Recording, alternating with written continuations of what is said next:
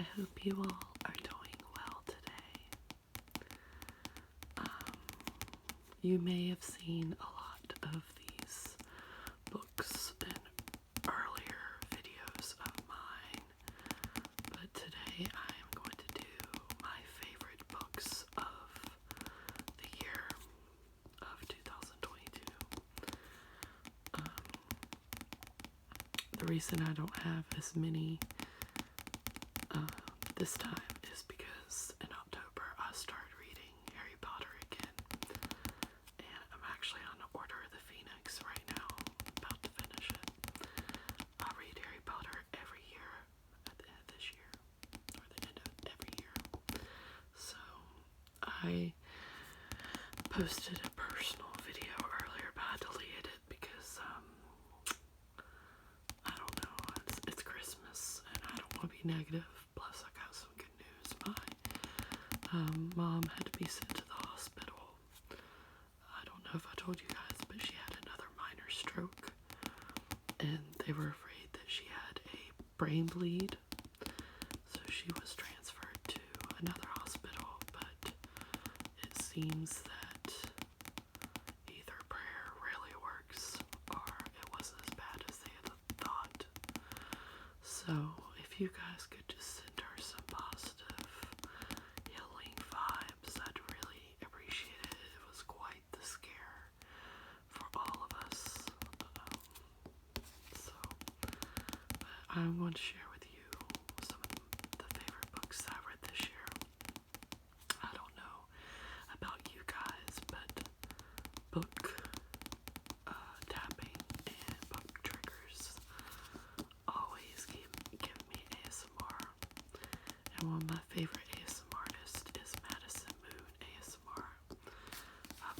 I have probably watched all her videos, especially her book-related videos, like 100 times, because she doesn't over-tap, and she's very descriptive about what the books are about without having to read the back too much, and always gives a good synopsis without giving away the plot. Just nice. So let's get started. This book is probably my favorite of the year, even though I read it at the beginning of this year, and I probably need to read it again because it was just one of those books that you read it so quickly because it's so good and you want to know what happens, and it's just one of those type books. Pretty much I want to give my own little synopsis.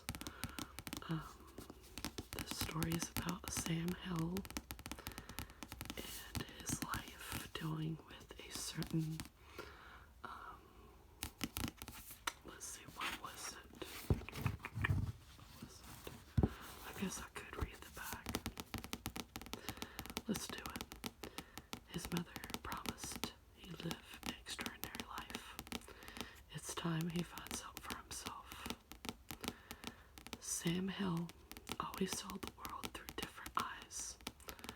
Born with red pupils, he was called Devil Boy by his classmates. God's will is what his mother called his ocular embolism.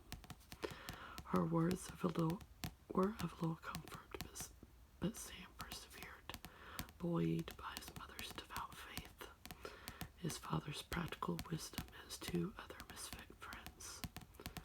Sam believed it was God who sent Ernie Cantwell, the only African American kid in his class, to be the friend he so desperately needed.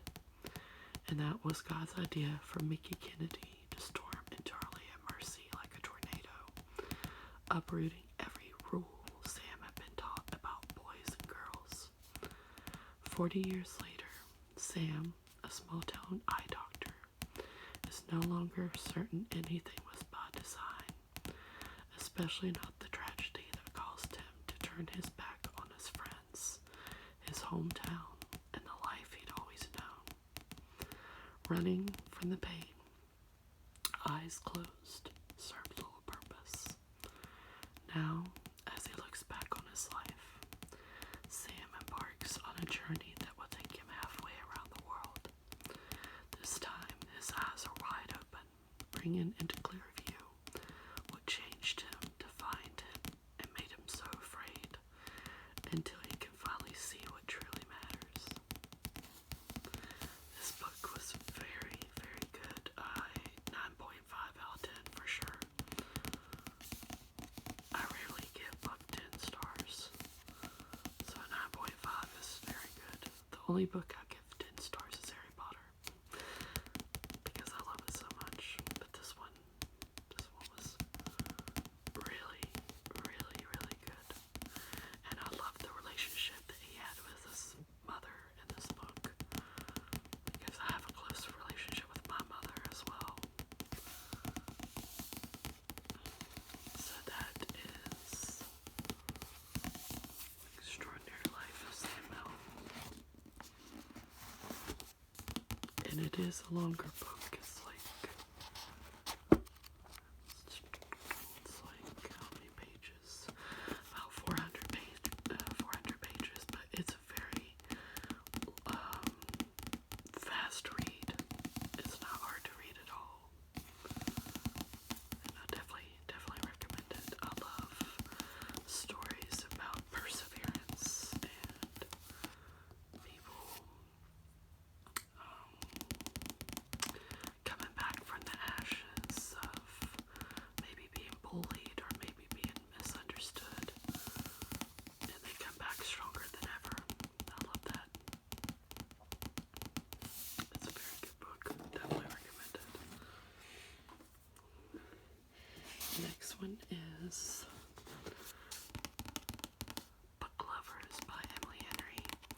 I really, really got into Emily Henry this year.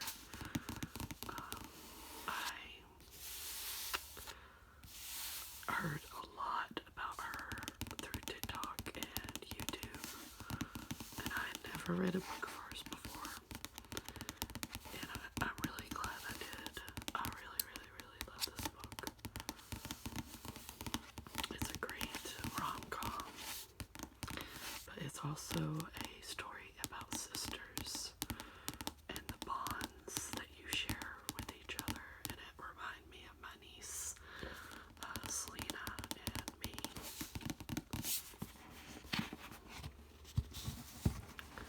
So on the back it says, Nora Stevens' life is books. She's read them all, and she is not that type of heroine.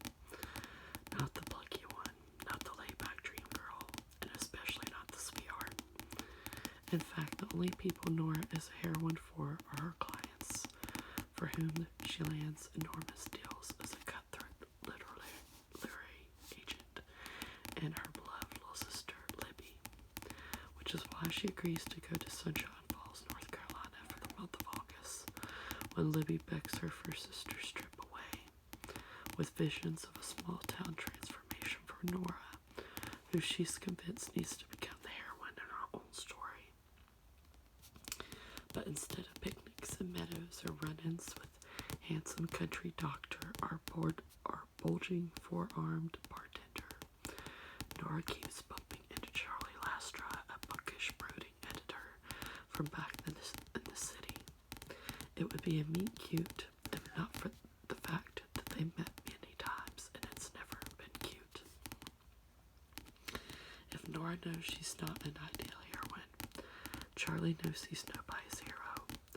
But as they are thrown together again and again in a series of coincidences no editor worth their salt will allow, what they discover might just unravel the carefully crafted stories they've written about themselves. And on the top here it says, another perfectly satisfying read from the unstoppable Emily Henry.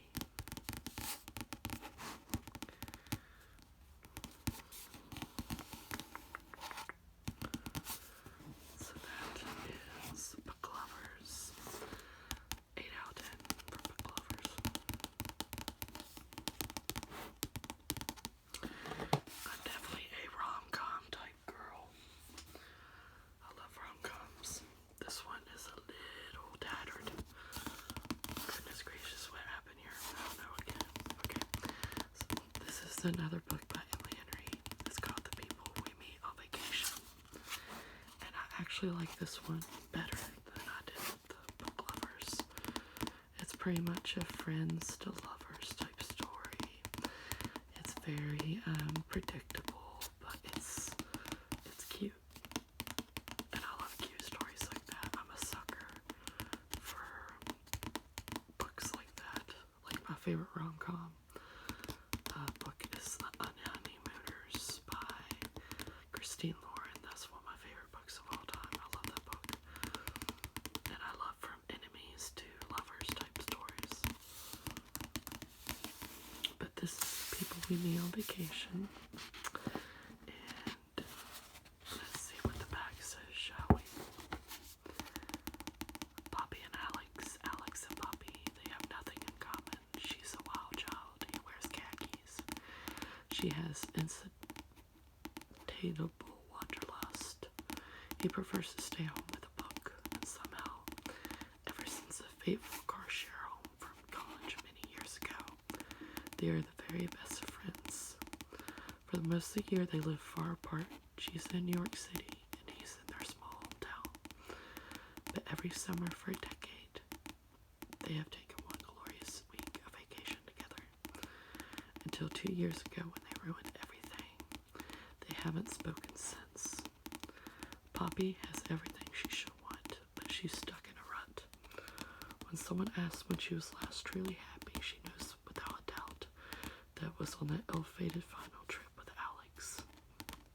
And so she decides to convince her best friend to take one more vacation together, lay everything on the table, make it all right. Miraculously, he agrees. And now she has a week to fix everything. If only she can get around the one big truth that has always stood quietly in the middle of their seemingly perfect relationship. What could possibly go wrong? It's a very good beach read too. I know a lot of people read this during the summertime. It's definitely one of those books that be lovely to take to the beach with you and read all day long. It's very good. Julia Picoult, she's one of my favorite authors. There's a couple books by her that have been released that I really want to read. But I'm trying to finish Harry Potter first. Again. Okay, this book, let me just say, I'm not a big fan, or I thought I was not a big fan, of psychological thrillers. But I had heard so many things about this book that I knew I had to check it out. It's The Silent Patient by Alex Michael Ides. On the back it says, Alicia Berenson lived a seemingly perfect life until one day 6 years ago when she shot her husband in the head 5 times. Since then she hasn't spoken a single word. It's time to find out why. Stephen Fry says absolutely brilliant, terrific, compelling, unforgettable. And it was. Like, it literally had my jaw on the floor at the end of this book. Like, the plot twist was like, boom, wow. I was not expecting that. I really, really liked it. It's kind of shorter than what I'm usually used to. But it was actually very, very good. 9 out of 10 for a Silent Patient. For sure. So good. So good. It's one of those books that you really had to pay attention to. So it's not like one that you can read really fast because you'll miss something. Then you'll get to a part in the book where everything's like the shit's in the fan and you're like,